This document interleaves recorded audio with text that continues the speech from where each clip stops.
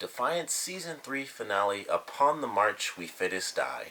I was really looking forward to seeing this. Unfortunately, I didn't have to wait too long because normally I'm like almost a full week behind. But, just a day after this premiered, I get the chance to sit down and watch it. And I had no idea what to really expect. I was thinking, for most of this season, I'd kind of been thinking maybe the Omec will be the big bads for Season 4. They wouldn't be able to officially defeat them, and maybe they would be going to war in the next season. Maybe it would be like another, full-on war. And it wouldn't be the war that happened before, of course, with actual spaceships coming in and things like that. But it would be an assault on the ground, and we'd get to see people banding together to fight against the Omec. And instead of that happening, we get an even, far beyond what I could have possibly imagined finale where they defeat the Omec, which isn't too surprising, but the actual ending with Nolan just going off into space, him and Yule, who I thought we were losing in this episode, but fortunately, the way that they played around with it, with Nolan kind of going off in the ship as well, maybe they'll find something on a totally new planet where they can actually save her. They might, find some other indigenes, just poof somewhere else out in space. But it was an amazing finale. It was very surprising. I really loved it. First things first, fortunately Luke did not get killed off. That's great. It was a nice little moment. They definitely picked right back up in this episode with Orissa and Alak when Orissa was holding on to Luke and, she's just laughing with him and playing.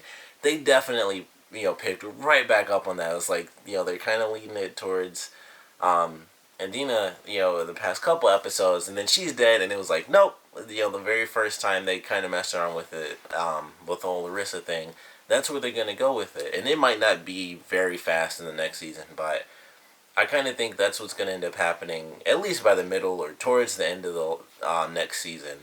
That's how things are going to play out, and I'm incredibly excited to see that. But just everything that took place in this episode was really awesome. We got to see when Daytak came in and he saved them. I was like, man, that he stabbed her in the neck and broke it. And he bent the knife or bent the blade and broke it, and it kept her stuck inside the wall. That was a really, really awesome moment.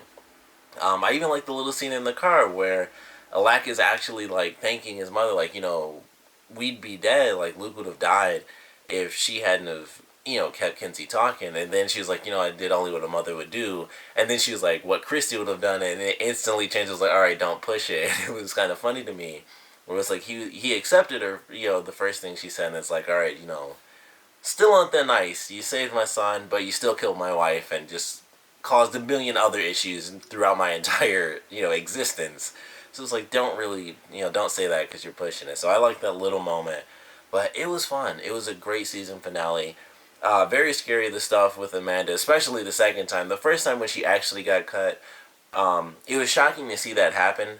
But I was like, I'm sure she'll be fine. She'll just kind of be out of commission. She won't really be fighting. And then, of course, she had a really awesome moment after everyone kind of gets kidnapped, everyone who's totally fine and awake and everything, and then she comes out, with one handgun, just split open and stuff, and she just takes out 3 Omec, and I think the last guy was the commander, he was the only person that needed 2 shots, so it was kind of cool how they had it. I do kind of wish we got to see some tougher Omec, admittedly, because it would have been cool to see them have a real challenge, but we didn't really get to see them have that outside of Kinsey, which at the same time probably makes a lot of sense, because if they ate one person and they were basically bulletproof, then it's like, well, you can't really have enemies that overpowered in there. You have to have enemies that are strong but are fairly weak at that point, so you have to, struggle and fight back. And even at their weakest points, yeah, they can die from bullets, but in a hand-to-hand fight, I'm pretty sure even those weak Omec could have, kind of ripped someone open if they wanted to. But it was a really awesome moment for her. And then she drops, and I was freaking out that they might kill off Amanda, because she really did open up the wound just even getting up and walking around. So I love that little scene. It was really a really cool moment for her. She saves everybody, and they're all totally fine and no one could defend themselves, and she just comes in, one handgun is just boom, boom, boom, totally good. And then she kind of drops, but they saved that until the very end of the episode too. I'm like, they did that, and then it was very, last scenes, and it was like, okay, she's fine. So they kind of kept us, on pins and needles for that one. But fortunately, she does survive. Everyone else is fairly fine.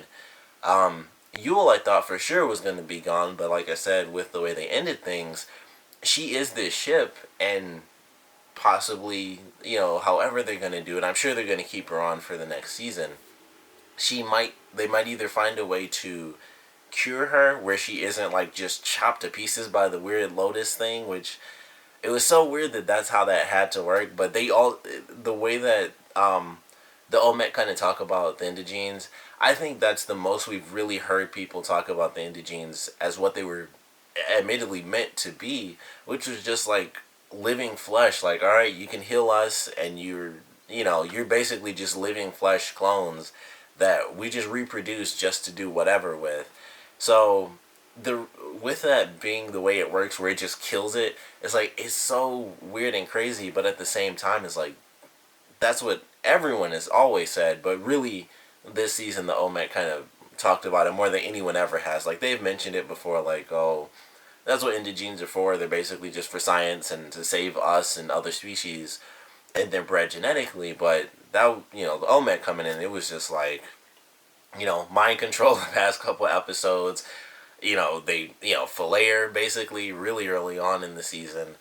And, they really, really hit on it in this one. So it was like, that really sucks, but it's like, it's the Omec and it's indigenes, and every alien race kind of treated them the same, where it's like, you're just for us, just to be used, even though you live. And, it's almost like AI sort of thing. And it's like, that's exactly what they are, really. And, they even feel pain, so it's just on an even higher level. And it's like, yeah, but still you really don't matter as a species, and that's how they're treated. So it was really interesting to see her getting that crazy device and just like just ripping her apart and stuff. So I do hope that she stays on, not just as a ship, and that they are able to heal her body. Mostly because I don't know how they do the ship. They'd have to go on the ship and be going off to planets all the time to keep her in there as a voice at least. So I'm sure they'll figure something out with that. We have, the Olmec children who are going to get their own home planet. And, I have to assume we're going to get like a really big time skip. Like we always get a couple of months. I think the biggest was a year, actually, from season 1 to season 2. I'm pretty sure that was about a year or almost a year, something like that.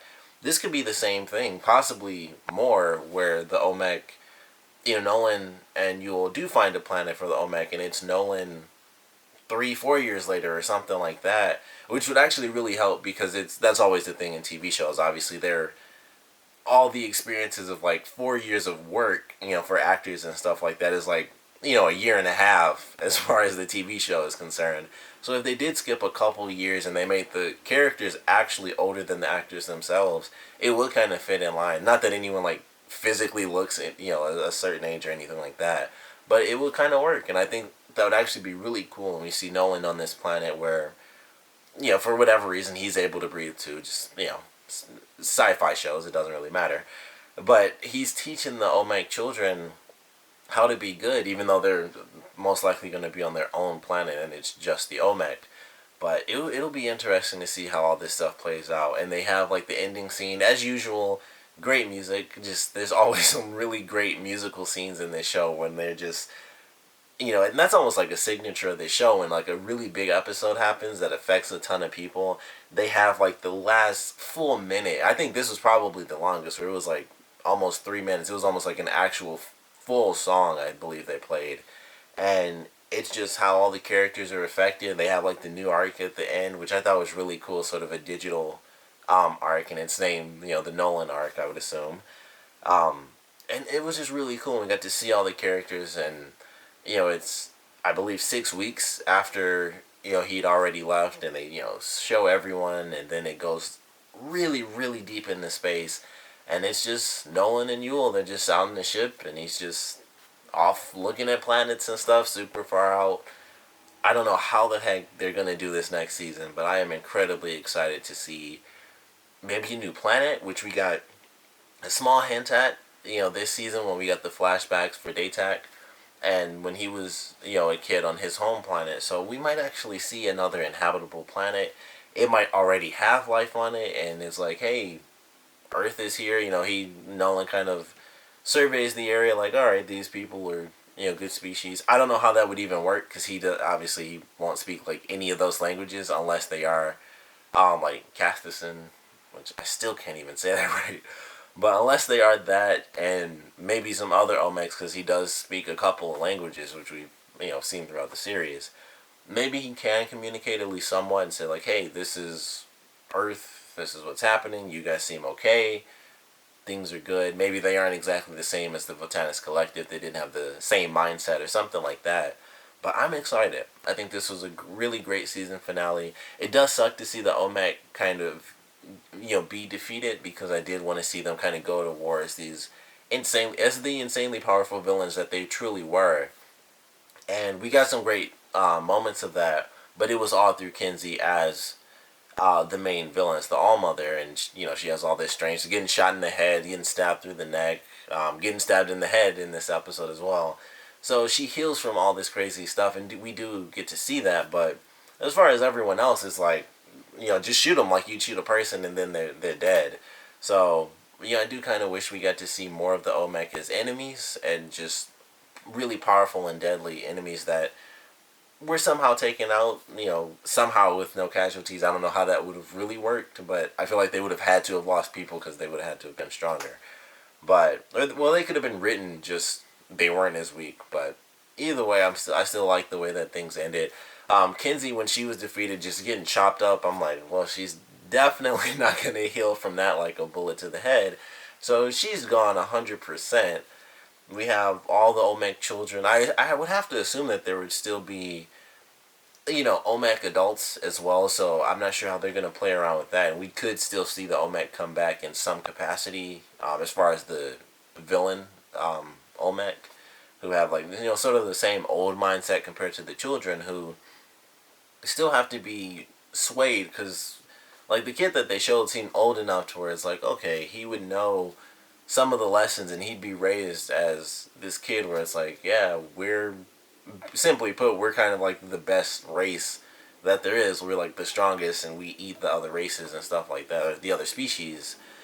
And so Nolan's still gonna have his work cut out for him, depending on how they just play everything out. But I really enjoyed this, and I'm excited. I haven't been this excited for the next season in this series yet, so I'm definitely excited to see where they're going, because they've had great season finales. It's always something crazy where it's like the characters disappear, or they're seemingly dead and they're not dead. They're trapped in stasis pods like at the end of the last season, and kids are kidnapped by parents that have been gone for years.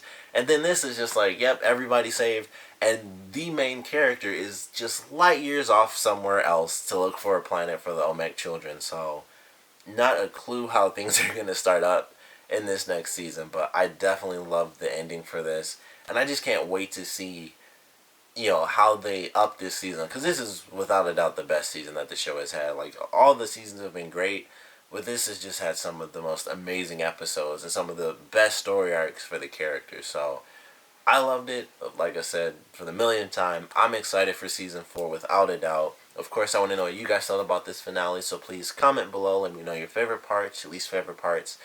And of course, with Nolan being who knows where, just millions and trillions and just zillions of light years off in space, I definitely want to know your predictions for season 4, because I have to assume somehow he's going to find his way back to Earth. But if that's the case, then they're going to need help, I would assume. Because even Yule said we'd be hopelessly lost in space, which means, it's just her. She doesn't know the territory and just the infinite mass of space. She has no idea. So if he's going to get back, they have to find a planet already inhabited. And that's like really the only prediction that I have, is that we're going to get to see some other planets off in space. And maybe we'll get some other stuff as well back on Earth. And it'll be like 2 storylines until they finally meet and Nolan kind of gets back to Earth. But of course, like I said, I'm excited, but I do want to know what you guys thought about this one. This season 3 down, season 4, in a year, unfortunately, but I'm looking forward to it. Like I said, I want to know what you guys thought about this one, and definitely your predictions after this, because the others have been like, okay, they're going to be saved, someone's going to find them. Pretty simple, but he's off in space. Uncharted territory. He has no idea. Yule has no idea. They have to get back somehow, so I want to know your predictions for that as well. So like I said, please comment below, let me know, and thanks for watching.